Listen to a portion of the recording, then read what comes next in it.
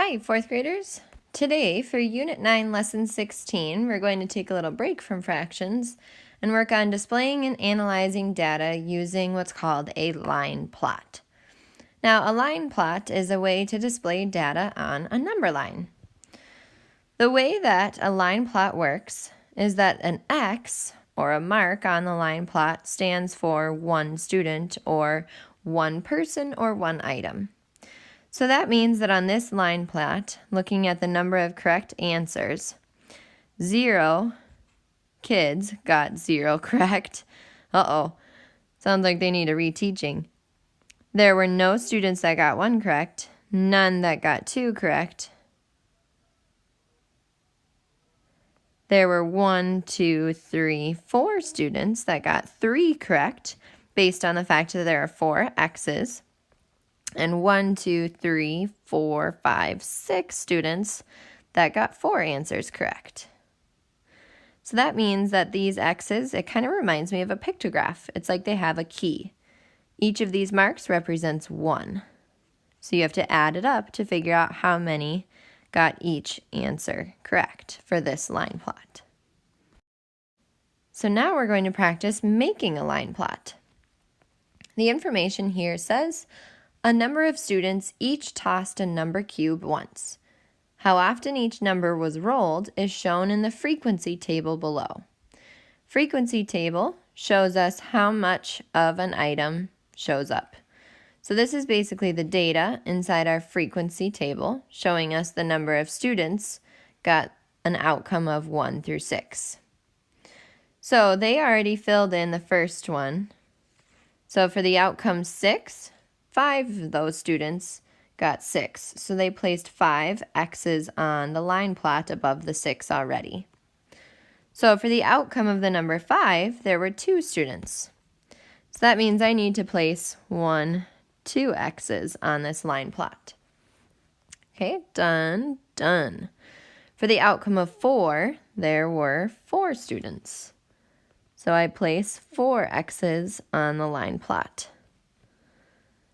For the outcome of 3, 5 students rolled. So we have 1, 2, 3, 4, 5 X's to show that there were 5 kids that rolled a 3. For the outcome of 2, there were 3 students. So 1, 2, 3 X's to show that. And for the outcome of 1, there were 6 students. So 1, 2, 3, 4, 5, 6. So again, a line plot uses X's above a number to show how many of that thing occurred. We can use a line plot to show the frequency or amount of the data. A line plot is a graphic way to compare the data. So we've checked off the first step. We made the line plot of all the data from our frequency table above. Now we'll answer the question, how many students all together tossed a cube? Explain how you know. In order to figure this out, we would have to add up all of the students on our line plot. So that means every X represents 1 student. So we can either add that from our frequency table or from our line plot. So remember, with the 6's, with the 1's, we had 6 people. That's probably why I was thinking that. We'll add that to the outcomes of 2, which there were 3 X's there. For 3, we had 1, 2, 3, 4, 5 X's. Then 4 plus 2, and then finally 1, 2, 3, 4, 5. So now we'll add this data together. So I like to look for groups of 10. So 6 and 4 gives me a group of 10. 5 and 5 gives me another group of 10. And then we're left with 3 and 2, which gives me a group of 5. So altogether, there were 25 students, and we figured that out by counting up the X's of the data because each X stood for 1 student. So now we're going to practice analyzing a line plot. This says, Serena would like to spend as much time as possible babysitting during the summer, but she does not know what amount of money to charge per hour. So she asked other students in her school what they charge. The amounts they named are shown in the line plot below. So the title of the line plot says babysitting charge per hour in dollars.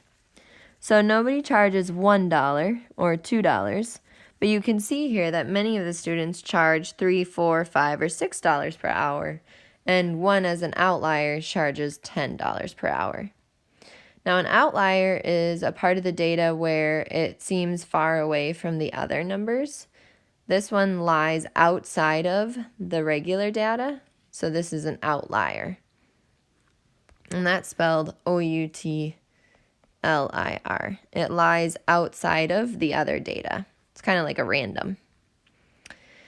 If Serena chooses to charge an amount that is equal to the median of the data, what amount would she charge? Oh, so to find the median of the data, we would need to write down all these numbers in order of how they occur, which is easier because these numbers are already in order. So these x's show me that there are 2 3s. And let's count up the 4s now. 1, 2, 3, 4, 5. Okay, so 1, 2, 3, 4, 5 4s. How many $5? 3 of those. Okay. How many 6s? 1, 2, 3, 4 of those. And then we have our outlier, 10. Okay, so let's start checking off to find our median.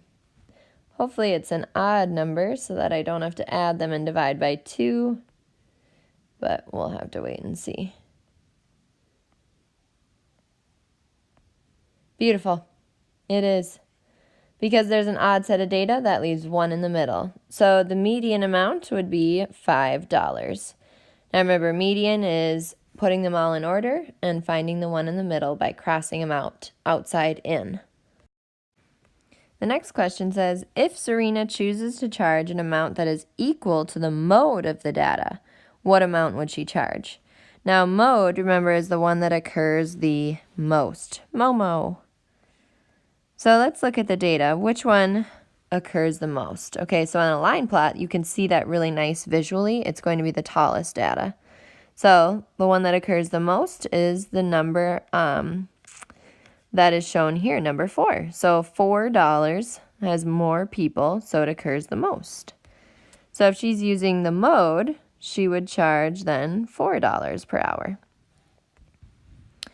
Now, if Serena chooses to charge an amount that is equal to the range of the data, what amount should she charge? Now remember, range is taking the largest, so biggest, and then subtracting the smallest.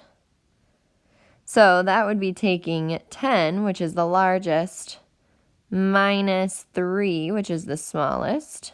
Again, so 10 and 3 being the smallest amount. So then she would charge $7 if she was charging the range. On your ticket today, you're going to be answering some questions of this line plot. So this is the number of fish caught from each pond.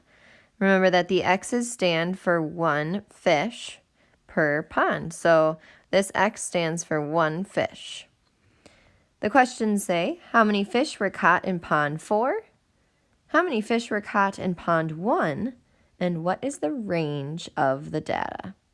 So remember, you'll take the largest number of X's and subtract the smallest number of X's.